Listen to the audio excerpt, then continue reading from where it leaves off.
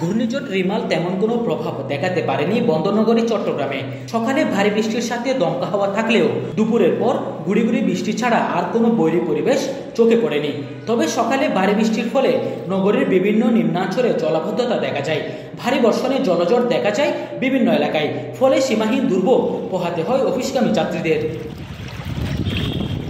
এ সময় শুধু রাস্তাঘাটই নয়, পানি ঢুকে পড়ে বাসাবাড়ি ও দোকানপাটেও। দোকানপাট বন্ধ হয়ে স্থবির হয়ে পড়ে ব্যবসা বাণিজ্য।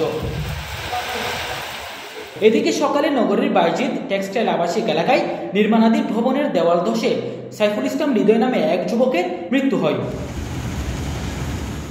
এদিকে ঘূর্ণিঝড় রিমালের ক্ষয়ক্ষতি এড়াতে 12 ঘন্টা বন্ধ থাকার পর আবারও বঙ্গবন্ধু টানেল চালু করে দেওয়া হয়েছে। 27 মে সোমবার সকাল 9:30টার দিকে যান চলাচলের জন্য খুলে দেওয়া হয় টানেল।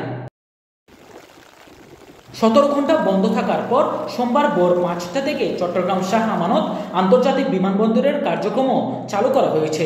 এছাড়াও সচল হয়েছে চট্টগ্রাম বন্দরের লোড আনলোড সহ সকল কার্যক্রম।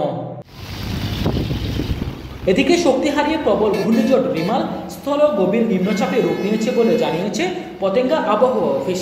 পাশাপাশি মহাবিপদ সংকেত নামিয়ে 3 নম্বর স্থানীয় সংকেতও দেখাতে বলা হয়েছে।